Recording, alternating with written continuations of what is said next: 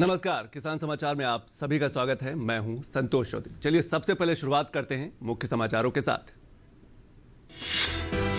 72वें गणतंत्र दिवस की पूर्व संध्या पर आज राष्ट्रपति रामनाथ कोविंद राष्ट्र को करेंगे संबोधित। राष्ट्रपति का संबोधन शाम 7 बजे से आकाशवाणी के समूचे राष्ट्रीय नेटवर्क और दूरदर्शन के सभी चैनलों पर होगा प्रसारित।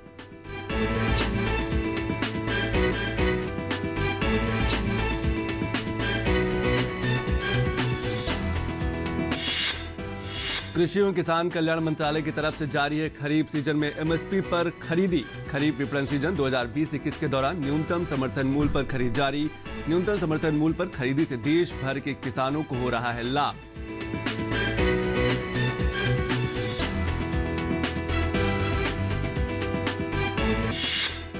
मध्य प्रदेश में गुजरात की तर्ज पर गोबर और पराली से बायो सीएनजी गैस व जैविक खाद बनाने पर जोर। रोजाना करीब 25 टन ठोस और 700 लीटर जैविक खाद के उत्पादन का लक्ष्य। रायसेन में पराली और गोबर के मिश्रण से बायोगैस खाद बनाने के मॉडल प्लांट लगाए जाने की है योजना। गन्ने की रोपाई के लिए वैज्ञानिकों ने विकसित की नई तकनीक के माध्यम से किसानों को होगा फायदा। गन्ना है एक वैश्विक औद्योगिक फसल। वैश्विक स्तर पर गन्ने के उत्पादन में भारत की हिस्सेदारी है 17%। इससे गन्ना किसानों को होगा लाभ।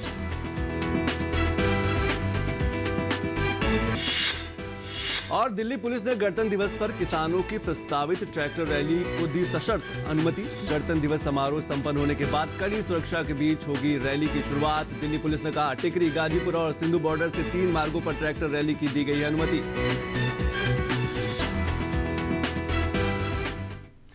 और खबरें विस्तार से। राष्ट्रपति रामनाथ कोविंद देश के 72वें गणतंत्र दिवस की पूर्व संध्या पर आज राष्ट्र को संबोधित करेंगे। राष्ट्रपति का संबोधन शाम 7 बजे से आकाशवाणी के समूचे राष्ट्रीय नेटवर्क और दूरदर्शन के सभी चैनलों से पहले हिंदी और फिर अंग्रेजी में प्रसारित किया जाएगा। राष्ट्रपति के संबोधन के हिंदी और अंग्रेजी प्रसारण के तुरंत बाद दूरदर्शन के क्षेत्रीय चैनलों से प्रादेशिक भाषाओं में इसका प्रसारण होगा। आकाशवाणी से क्षेत्रीय नेटवर्क पर प्रादेशिक भाषाओं में राष्ट्रपति के संबोधन का प्रसारण रात 9:30 बजे से किया जाएगा।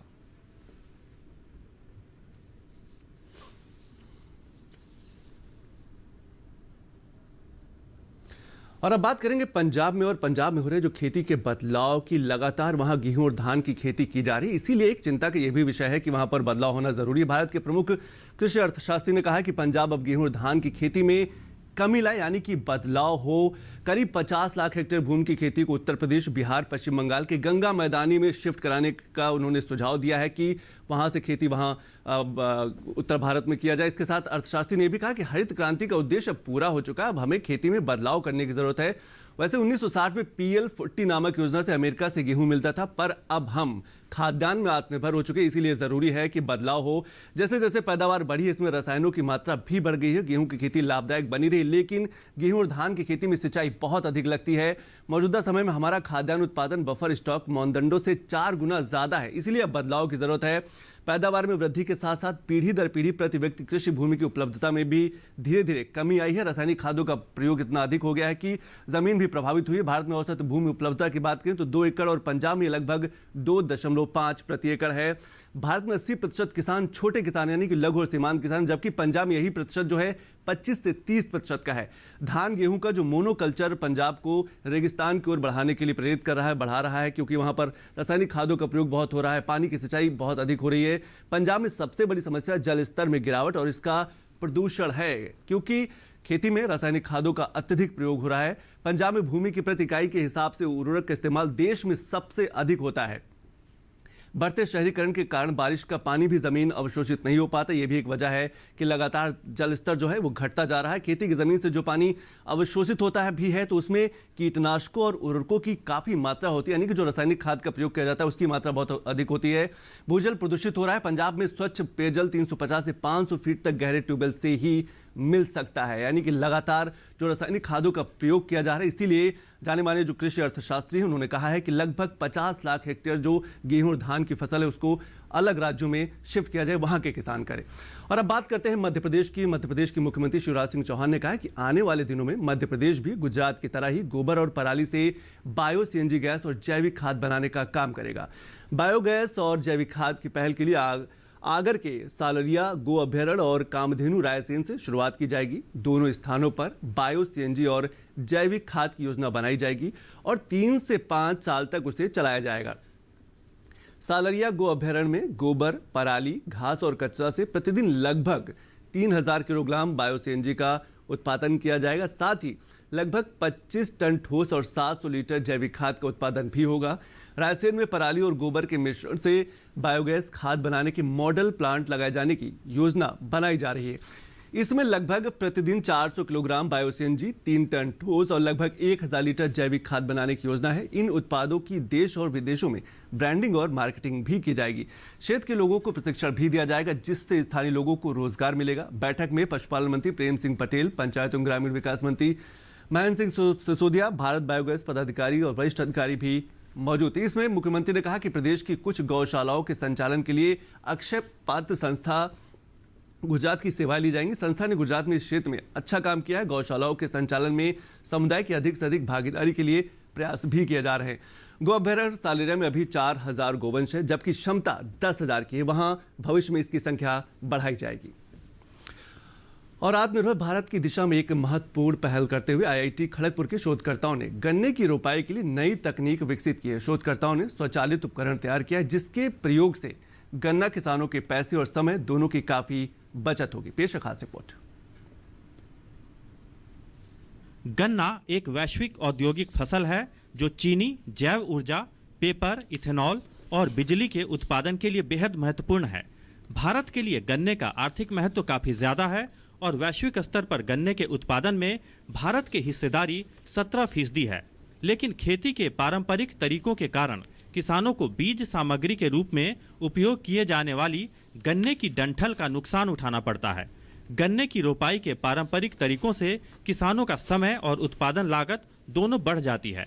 ऐसे में आईआईटी खड़गपुर के शोधकर्ताओं ने ऐसा स्वचालित उपकरण बनाया है जो किसानों का पैसा और समय दोनों बचाएगा। नई पद्धति में हम लोग चाहते हैं कि केवल उस आँख को ही जो कि केवल 30 से 35 मिलीमीटर का है उसको काट लिया जाए और काट करके एक जैसे हम लोग सीडर होता है उसी के थ्रू हम लोगों ने खड़गपुर में बनाया है।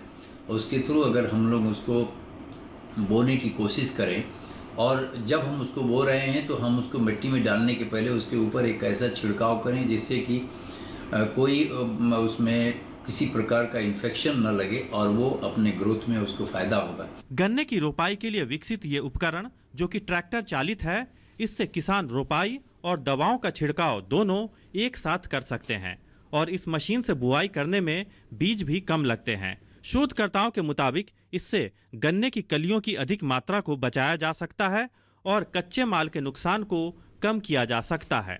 इसमें जो आर्टिफिशियल इंटेलिजेंस है, इमेज प्रोसेसिंग है, ये जो हाई एंडेड टेक्नोलॉजी है, इसको यूज़ करके ये हम लोगों ने एक बड कटिंग मशीन बनाई है जिसमें 3 स्टेज में होता है। एक में बड की कटिंग होती है, अलग से उसको कटिंग कर लेते हैं और तब उसको हैंडल करने में भी, उसको पकड़ने में या उसको ट्रांसपोर्ट करने में भी सुविधा होता है। और जब उस हॉपर में डालते हैं तो उस हॉपर से उसको मीटर कर देते हैं फरो के अंदर और एक फरो ओपनर पीछे चलता है, तो फरो ओपनर से वो फरो बनता है, उसमें हम डालते हैं और फिर अल्ट्रासोनिक सेंसर से वो एक उसको देख लेता है कि कब वो सेंस कर लेता है कि कब वो सीड गिरा या आंखें गिरी और तभी हम लोग उसमें फंगिसाइड डाल देते हैं। गन्ने की रोपाई के पारंपरिक तरीकों में जहां 1 हेक्टेयर क्षेत्र को बोने में 90 घंटे तक लग जाते हैं, वहीं इस स्वचालित तकनीक से महज 15 घंटे में 1 हेक्टेयर क्षेत्र की बुआई की जा सकेगी। गन्ना रोपाई की ये तकनीक भारत जैसे गन्ना उत्पादक देश में औद्योगिक और स्थानीय स्तर पर उपयोग के लिए बेहद महत्वपूर्ण है, जहां स्वचालित तकनीकों का प्रचलन कम है। निशांत सौरभ की रिपोर्ट, डीडी न्यूज़।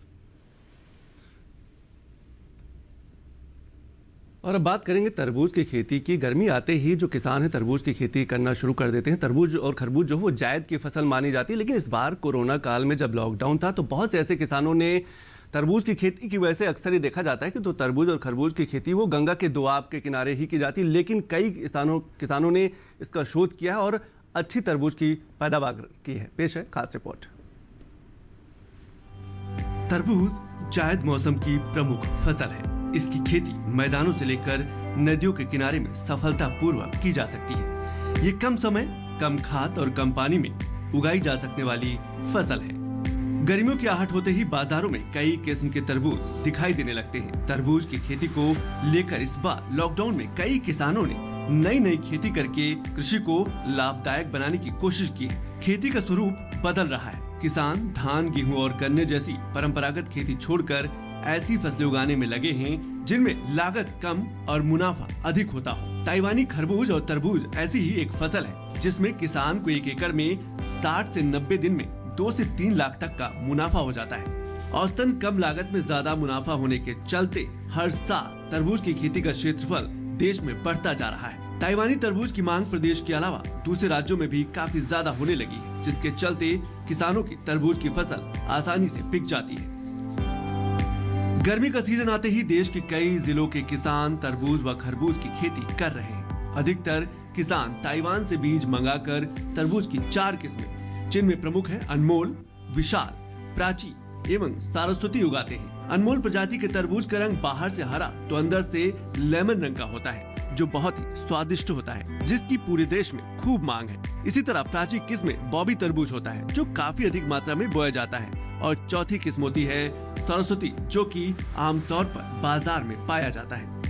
जो किसान तरबूज की खेती करना चाह रहे हैं उन्हें ये जानना जरूरी है। तरबूज की खेती मैदानों से लेकर नदियों के किनारे होती है। कम समय, कम खाद और कम पानी वाली फसल है। अधिक तापमान वाली जलवायु सबसे अच्छी मानी जाती है। गर्म जलवायु अधिक होने से इसकी वृद्धि अच्छी होती है। ठंडी व पाले वाली जलवायु उपयुक्त नहीं मानी जाती। बीजों के अंकुरण के लिए 22 से 25 सेंटीग्रेड तापमान सर्वोत्तम है। नमी वाली जलवायु में पत्तियों में बीमारी आने लगती है। रेतीली तथा रेतीली दोमट भूमि सबसे अच्छी मानी जाती है। ये खेती गंगा, यमुना व नदियों के खाली स्थानों पर क्यारियां बनाकर की जाती है। भूमि में गोबर की खाद को अच्छी तरह मिलाना चाहिए ताकि फसल अच्छे से तैयार हो सके। Bureau report, DD news. और अभी वक्त है एक छोटे से ब्रेक का। देखते रहिए किसान समाचार।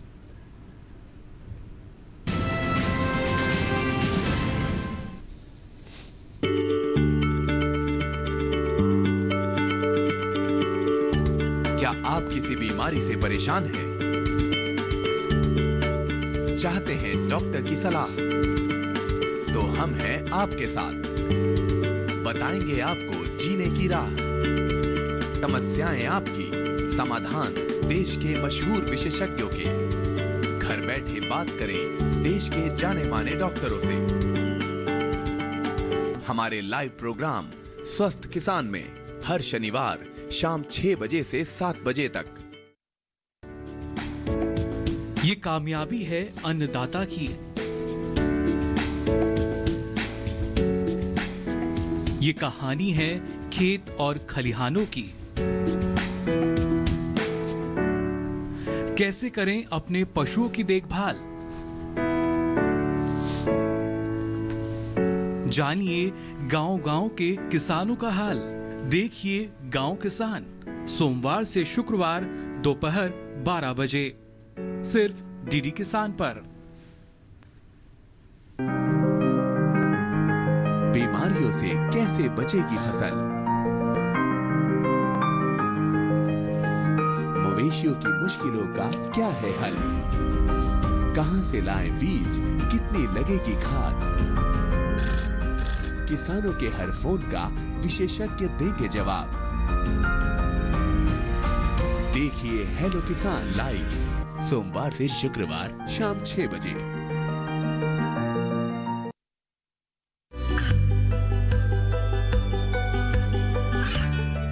गांवों और पिछड़े क्षेत्रों में सरकारी योजनाओं की जानकारी पहुंचा। देश में कौशल और क्षमता विकास कर ग्रामीणों को सामाजिक बदलाव और विकास से जोड़ने की दूरदर्शन किसान की पहल चौपाल चर्चा देखें सोमवार से शुक्रवार सुबह 9 बजे।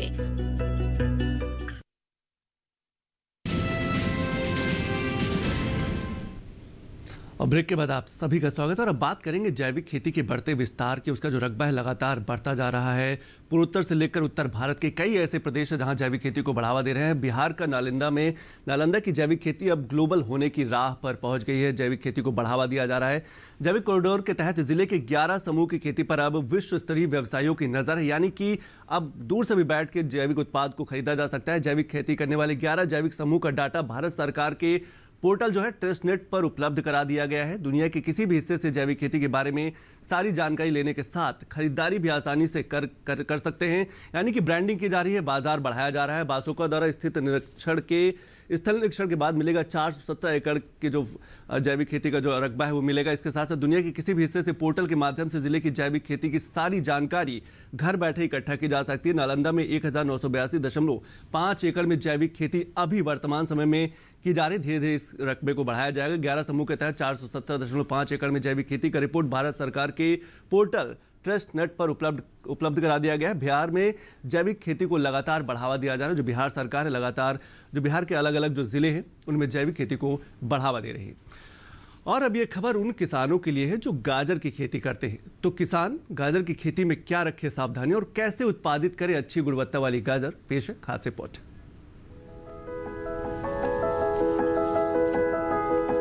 गाजर की खेती के लिए बलुई दोमट और दोमट मिट्टी सबसे अधिक ठीक रहती है। जिस खेत में आप गाजर बो रहे हो उसमें से पानी निकालने का पूरा प्रबंध होना चाहिए। मेड़ों पर फसल बोने से जल भराव का खतरा कम हो जाता है। 1 हेक्टेयर के लिए 5 से 6 किलो बीज पर्याप्त होते हैं। बोने से पहले खेत की मिट्टी को भुरभुरा बना ले। कतार से कतार के बीच की दूरी करीब 30 सेंटीमीटर होनी चाहिए। बोते समय 1 हेक्टेयर जमीन में 30 किलो नाइट्रोजन, 40 किलो फास्फोरस और इतनी ही मात्रा में पोटेशियम देनी चाहिए। बुआई के 25 से 30 दिन बाद 15 किलो नाइट्रोजन और दे दे और 45 से 50 दिन बाद भी 15 किलो नाइट्रोजन प्रति हेक्टेयर के हिसाब से दे दे। जब बीज उगाए तो 8 से 10 दिन के अंतराल पर सिंचाई करे। गाजर की फसल के साथ अनेक खरपतवार उगाते हैं जो भूमि से नमी और पोषक तत्व लेते हैं, जिसके कारण गाजर के पौधों का विकास और बढ़वार पर प्रतिकूल प्रभाव पड़ता है। इन्हें खेत से निकालना बहुत आवश्यक हो जाता है।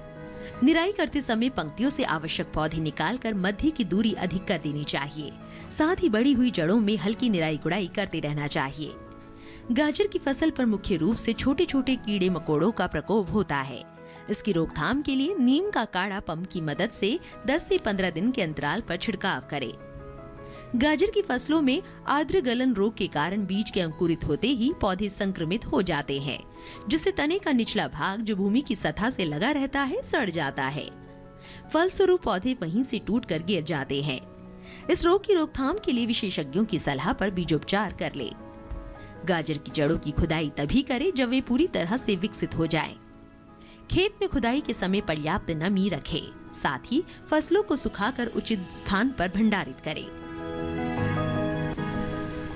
तो बात करेंगे खरीफ फसलों के जो समर्थन मूल्य पे खरीदी की जा रही है। केंद्रीय कृषि मंत्रालय प्रतिदिन आंकड़े जारी करता है कि किस राज्य में कितनी खरीफ फसलों की खरीदी की गई। समर्थन मूल्य पे खरीफ विपणन सीजन 2020-21 के दौरान न्यूनतम समर्थन मूल्य का क्रियान्वयन किया जा रहा है। लगातार समर्थन मूल्य पर किसानों से खरीदी की जा रही है।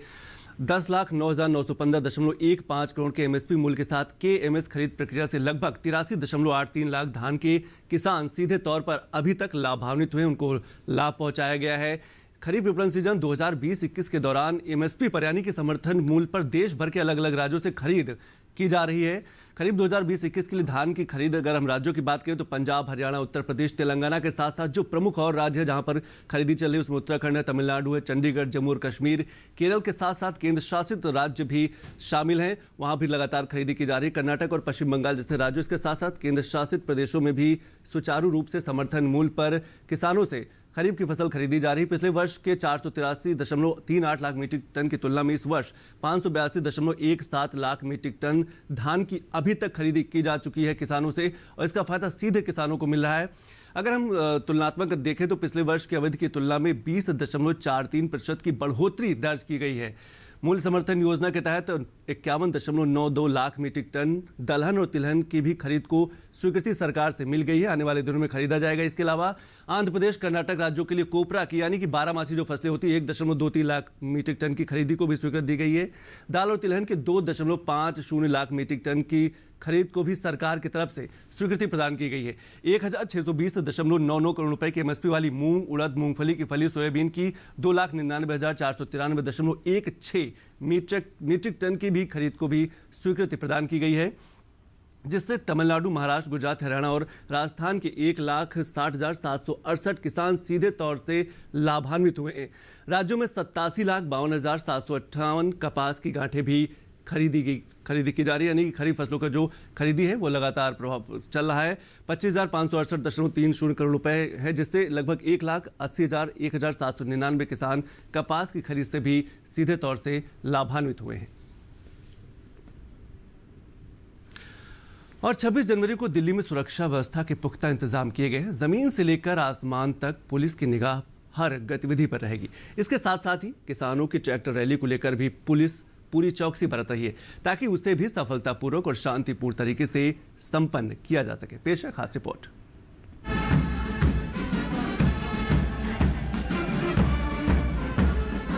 गणतंत्र दिवस पर राजधानी में दिल्ली पुलिस ने सुरक्षा व्यवस्था चाक चौबंद की है। 26 जनवरी को जमीन से लेकर आसमान तक सुरक्षा के अभूतपूर्व इंतजाम किए गए हैं और इसके लिए हजारों सशस्त्र जवानों को तैनात किया गया है। नए कृषि कानूनों के खिलाफ प्रदर्शन कर रहे किसानों की स्थिति का लाभ लेकर कोई असामाजिक तत्व सुरक्षा व्यवस्था में कोई दिक्कत पैदा न करे, ये भी एक बड़ी चुनौती दिल्ली पुलिस के सामने है।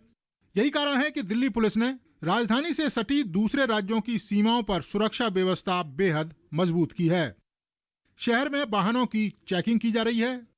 किराएदारों और नौकरों का सत्यापन तेजी के साथ किया जा रहा है। पुरानी कार खरीदने वालों पर पुलिस की पैनी निगाह है। सिम कार्ड डीलरों पर भी पुलिस की निगाह है। होटलों और साइबर कैफे पर पूरा ध्यान दिया जा रहा है। रेलवे स्टेशनों, मेट्रो स्टेशन, हवाई अड्डा और बस टर्मिनल पर भी सुरक्षा व्यवस्था कड़ी की गई है। उधर नोएडा पुलिस ने 26 जनवरी के अवसर पर दिल्ली में होने वाले कार्यक्रमों के मद्देनजर सुरक्षा व्यवस्था बनाए रखने के लिए धारा 144 लागू की है। इसके साथ ही किसानों की ट्रैक्टर रैली के लिए भी दिल्ली पुलिस ने किसान नेताओं के साथ मिलकर एक रूट तैयार किया है, लेकिन सुरक्षा कारणों से इसमें कुछ बदलाव भी हो सकते हैं। ट्रैक्टर रैली सिंधु बॉर्डर से निकलकर बवाना, औचंदी बॉर्डर, केएमपी एक्सप्रेस से होकर फिर वापस लौटेगी। टिकरी बॉर्डर से नागलोई, नजफगढ़ और वेस्टर्न पेरीफेरल एक्सप्रेस से होते हुए वापस वहीं लौटेगी।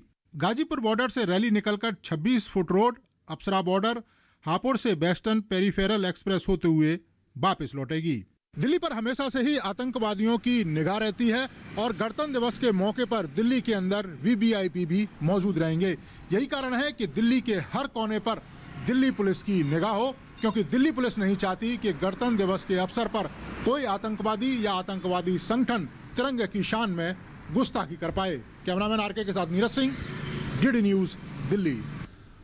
और इसके साथ ही 26 जनवरी को देश के 72वें गणतंत्र दिवस के मौके पर कोविड-19 के मद्देनजर खास इंतजाम किया गया। इस बार पूर्व सैनिकों का दस्ता नहीं होगा और रंगारंग कार्यक्रम में 15 साल से ज्यादा उम्र के बच्चे ही शामिल होंगे। इस बार के गणतंत्र दिवस परेड में बांग्लादेश का दस्ता खास आकर्षण का केंद्र होगा, जो 1971 के बांग्लादेश लिबरेशन युद्ध के 50 साल पूरे होने के मौके पर परेड में हिस्सा ले रहा है। 26 जनवरी को देश के 72वें गणतंत्र दिवस के मौके पर कोविड-19 के मद्देनजर खास इंतजाम किए गए हैं। इस बार दर्शकों की संख्या को 25,000 तक सीमित रखा गया है, ताकि सामाजिक दूरी का पालन हो सके। 72वें गणतंत्र दिवस की परेड में कुल 18 दस्ते और 32 झांकियां होंगी और प्रत्येक दस्ते में 144 जवानों के बजाय 96 जवानों की ही संख्या होगी। हमारे भूतपूर्व सैनिकों की सेफ्टी को ध्यान में रखते हुए इस बार कोई वेटरन का मार्चिंग कंटिंजेंट नहीं होगा और ना ही उनका कोई टैब्लू होगा। और इस वर्ष कोई भी मोटरसाइकिल डिस्प्ले भी नहीं किया जाएगा और तकरीबन 25,000 दर्शक राजपथ पर ये परेड देख सकेंगे। इस बार की गणतंत्र दिवस परेड में बांग्लादेश का दस्ता खास आकर्षण का केंद्र होगा, जो 1971 के बांग्लादेश लिबरेशन युद्ध के 50 साल पूरे होने के मौके पर परेड में हिस्सा ले रहा है। बांग्लादेश के दस्ते में कुल 120 लोग मार्चिंग और बैंड दस्ते के रूप में हिस्सा ले रहे हैं। We are here with Bangladesh Army, Navy and Air Force, total 122 members, and this is a great experience. We consider ourselves to be privileged coming on this special day, on this special year of Bangladesh, when we are celebrating the birth centenary of our father of the nation, Bangabandhu Sheikh Mujibur Rahman, and also the 50th independence year. So this is indeed a great privilege for us. Rafale लड़ाकू विमान पहली बार राजपथ पर fly past में हिस्सा लेगा। इसके साथ ही विभिन्न फॉर्मेशन में वायुसेना के लड़ाकू, परिवहन विमान और हेलीकॉप्टर फ्लाई पास्ट में शामिल होंगे।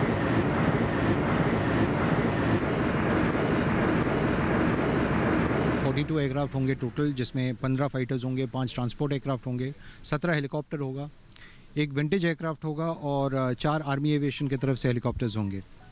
काफ़ी सारे नए फॉर्मेशंस देखने को मिलेगा। रुद्र फॉर्मेशन होगा जिसमें एक डकोटा विमान, उसके साथ 2 हेलीकॉप्टर्स एक साथ उड़ते हुए आपको दिखाई देगा।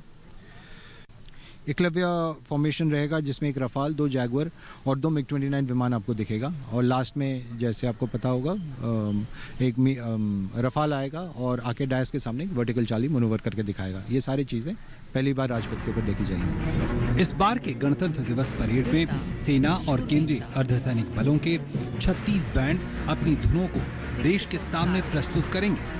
कोविड-19 के मद्देनजर इस बार की गणतंत्र दिवस परेड में मोटरसाइकिल पर हैरतअंगेज करतब प्रदर्शित करने वाला दस्ता शामिल नहीं होगा। सुधीर यादव की रिपोर्ट, डीडी न्यूज, दिल्ली।